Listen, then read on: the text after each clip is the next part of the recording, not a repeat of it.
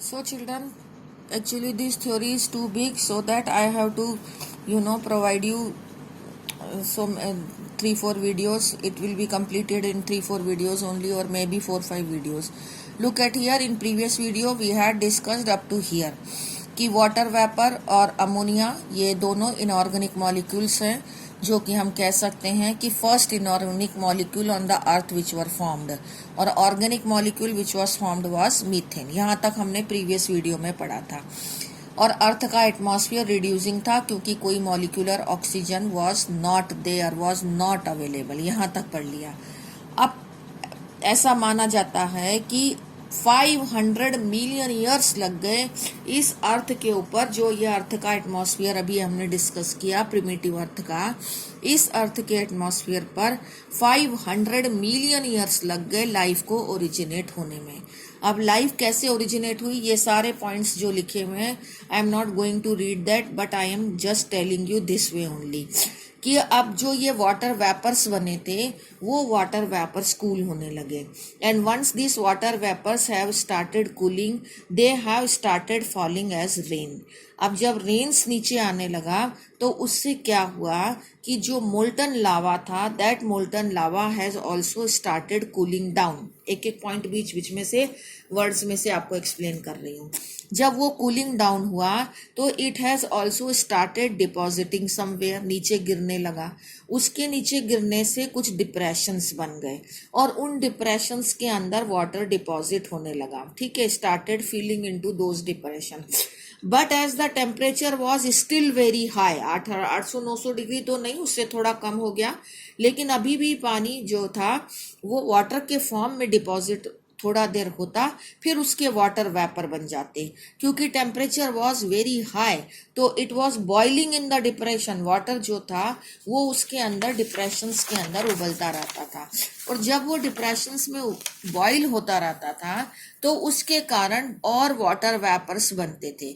More and more water vapours जो थे वो कंडेंस हो के मोर एंड मोर रेन्स बनाते थे, and this process was continuously happened, would have happened, ऐसा कहेंगे कि ऐसा हुआ होगा, many years तक ऐसा होता रहा, और बार बार बारिश आने से temperature has came down and small depressions जो हैं now have converted into big water bodies and ultimately they had converted into oceans, oceans बन गए। अब यहाँ पे ये सबसे इम्पोर्टेंट पॉइंट है कि जो ये वाटर बन गया, जो पानी अब डिपॉजिट हो गया लार्ज वाटर बॉडीज में, still the temperature was high, लेकिन उस वाटर के अंदर कौन कौन सी इनऑर्गेनिक मॉलिक्यूल और ऑर्गेनिक मॉलिक्यूल डिसॉल्व हो गए, जैसे methane, ammonia, carbon dioxide, water and hydrogen, ये सब पहले बन चुका था। तो दे have started dissolving into the water, तो इसको हम ओपेरॉन सूप कहते हैं या हॉट बॉइलिंग सूप कहते हैं, कि इसके अंदर ये सारे कंस्टिट्यूएंट्स आ गए लेकिन वाटर वाज स्टिल बॉइलिंग। तो यहाँ तक का जो हेडिंग था ये हॉट बॉइलिंग सूप का था, in which methane, ammonia, carbon dioxide, water and hydrogen has got dissolve. ये हो गया।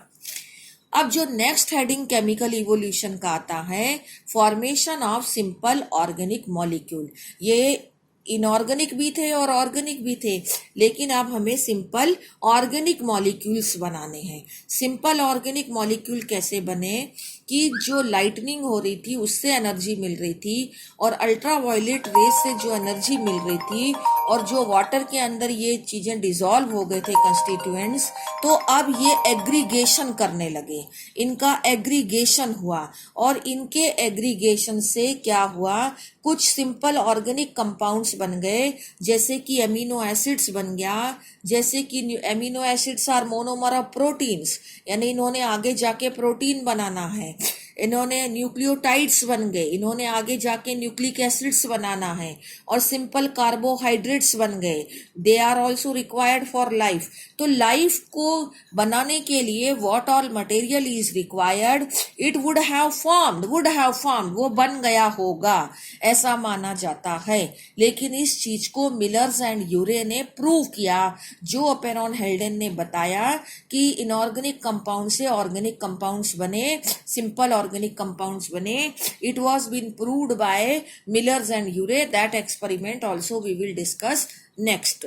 ओके, तो ये ऑर्गेनिक कंपाउंड्स बन गए. अब ये जो ऑर्गेनिक कंपाउंड्स बन गए, उस बात को, उससे लाइफ ओरिजिनेट हुई है. तो इसी बात को ओपेरॉन जो कि रशिया के थे और हेल्डन जो कि इंग्लैंड के थे, उन्होंने ये बताया कि life could have arise from the pre existing non living organic molecules.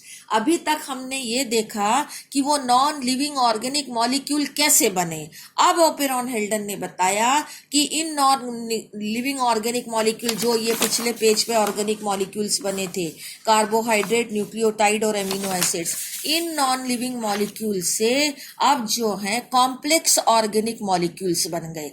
तो केमिकल इवोल्यूशन का नेक्स्ट स्टेप आया कि नाइट्रोजिनस बेसिस से न्यूक्लिक एसिड जैसे कि आरएनए बन गया और एमिनो एसिड से प्रोटीन्स बन गए, और सिंपल कार्बोहाइड्रेट जो थे वो कॉम्प्लेक्स कार्बोहाइड्रेट पॉलीसैकेराइड्स के अंदर चेंज हो गए. अब जो है first non cellular form of the life आ गया. नॉन सेल्यूलर फॉर्म इस जो लाइफ का होता है उसको हम कहते हैं कि वो 3 बिलियन ईयर्स अगो बना है, और वो एक जॉइंट मॉलिक्यूल था, joint molecule of RNA, protein and polysaccharides. इसको हम नॉन सेल्यूलर फॉर्म कहते हैं. अब ये जो क्लम्पिंग हुआ इन कॉम्प्लेक्स मॉलिक्यूल का, उसके एग्रीगेशन से जो फॉर्म बना वो कोजरवेट्स या माइक्रोस्फीयर था, और they were having the power of division also. जो आसपास ये न्यूट्रिएंट्स थे, जो भी उसको ये कार्बोहाइड्रेट प्रोटीन्स मिल रहे थे जिससे वो बना हुआ था, उन्हीं को वो एब्जॉर्ब भी करता था. तो उन न्यूट्रिएंट्स को वो एब्जॉर्ब करके वो जो कोजरवेट्स बना. कोजरवेट्स एक टर्म होता है क्योंकि इसके अंदर पावर ऑफ डिवीजन आ गई थी. It was started absorbing the food as nutrient, as complex nutrient molecule जो ये बने हुए थे. इन्हीं से वो कंस्ट्रक्ट हो रहा था और इन्हीं को वो एब्जॉर्ब करता था.